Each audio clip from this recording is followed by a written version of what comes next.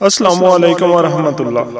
اللہ تعالیٰ نے قرآن مجید اور نبی پاک صلی اللہ علیہ وسلم نے اپنی احادیث کے ذریعے سے شادی شدہ جوڑوں کے لیے کچھ حدود بیان کی ہیں، اور کوئی بھی شادی شدہ جوڑا ان حدود کو پار نہیں کر سکتا۔ سورہ بقرہ میں ارشاد ہے، اللہ تعالیٰ کی حدود ہیں، ان کے پاس نہ جانا۔ آج کی ویڈیو میں ہم جن حدود اور غلطیوں کے بارے میں بتانے جا رہے ہیں، میاں بیوی ان غلطیوں میں سے چاہے دانستہ طور پر ملوث ہو جائیں یا غیر دانستہ طور پر ملوث ہوں، میاں بیوی کا نکاح ٹوٹ جاتا ہے اور بیوی میاں پر ہمیشہ کے لیے حرام ہو جاتی ہے۔ اس لیے ان غلطیوں اور حدود کے بارے میں جاننا ہر شادی شدہ جوڑے کے لیے لازم ہے۔ نمبر 1، نکاح ٹوٹنے کی سب سے پہلی وجہ اسلام میں جو بیان کی گئی ہے وہ موت ہے۔ میاں بیوی میں سے جیسے ہی کسی ایک کی روح پرواز کر جائے تو اسی لمحہ نکاح ختم ہو جاتا ہے۔ نمبر 2، دوسری وجہ خلا ہے، جس میں میاں بیوی باہمی طور پر طلاق کے لیے راضی ہو جائیں۔ نمبر 3، تیسری وجہ الہ ہے، جس میں شوہر اپنی بیوی سے 4 ماہ ہم بستری نہ کرنے کی قسم کھا لے تو نکاح ٹوٹ جاتا ہے۔ یاد رہے کہ شوہر قسم کھائے بنا ہم بستری نہ کرنے پر طلاق نہیں ہوگی۔ چوتھی وجہ جس سے نکاح ٹوٹ جاتا ہے وہ لعان ہے، جس میں شوہر اپنی بیوی کو زنا کرتے ہوئے دیکھ لے، اور لعان یہ ہے کہ شوہر 5 دفعہ قسم کھا کر بتائے کہ میں اپنی بات میں سچا ہوں، اور اگر میں جھوٹ بولوں تو اللہ کی لعنت ہو مجھ پر۔ اسی طرح اگر شوہر 4 سال سے زیادہ عرصہ سے غائب ہو جائے تو قاضی اس کی بیوی کو نکاح سے آزاد کرا سکتا ہے۔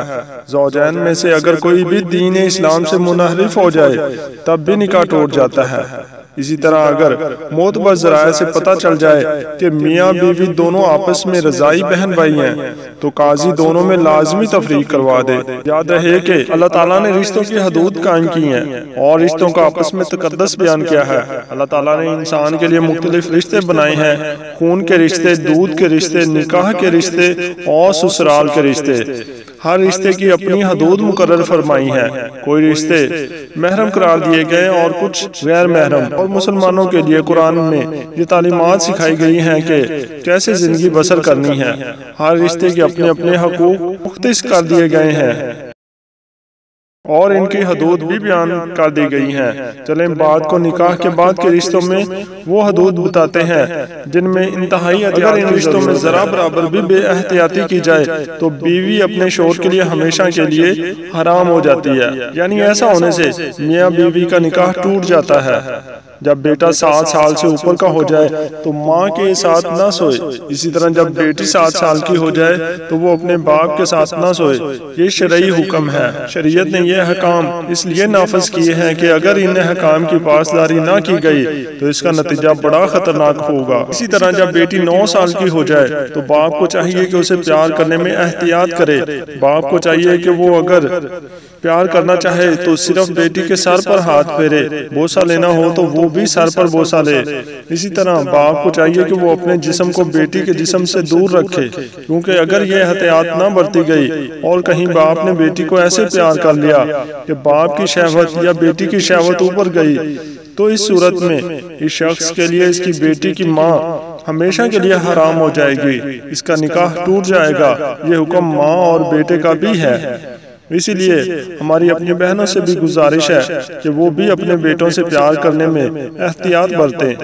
اسی طرح ایک اہم رشتہ ساس اور داماد کا ہے۔ اگر نکاح کے بعد شوہر اپنی ساس کو ماں سمجھنے کی بجائے بدنیتی سے کام لے جس سے وہ ایک دوسرے کے قریب آ جائیں اور ان میں شہوت آ جائے تو بیوی اس شوہر پر ہمیشہ کے لیے حرام ہو جاتی ہے۔ جو حدود شریعت نے طے کی ہیں ان حدود کی پاسداری کرے، کیونکہ نکاح صرف بیوی کے ساتھ ہوتا ہے اور اس کی زوجیت کے لیے صرف اس کی بیوی حلال ہوتی ہے۔ اسی طرح سسر کے لیے حکم ہے کہ بہو کو اپنی بیٹی جیسا سمجھے اور اس کو بیٹی کا درجہ دے۔ اب جس کو دین کی سمجھ ہوگی وہ تو ان رشتوں میں جو فاصلے طے کیے گئے ہیں ان کی پاسداری کرے گا۔ اسی طرح اگر سسر اور بہو میں شہوت کا رشتہ قائم ہو جائے تب بھی نکاح ٹوٹ جاتا ہے۔ آج کل رشتوں میں بے تکلفی اختیار کی جاتی ہے۔ بے تکلفی کو برا نہیں جانا جاتا، جو بعد میں اس حد تک چلی جاتی ہے کہ لوگ اپنا نکاح وہیں توڑوا بیٹھتے ہیں۔ سب سے بہتر راستہ یہ ہے کہ کبھی بھی 2 مخالف ہم جنسوں کو اکیلے بیٹھنے کا موقع نہ دیا جائے، کیونکہ ان میں تیسرا شیطان ہوتا ہے جو کسی بھی پاک رشتے کو ختم کر سکتا ہے۔ اللہ تعالیٰ سے دعا ہے کہ اللہ پاک ہمیں شیطان کے وسوسوں سے دور رکھے اور ہمارے رشتوں میں پاک دامنی عطا فرمائے، آمین۔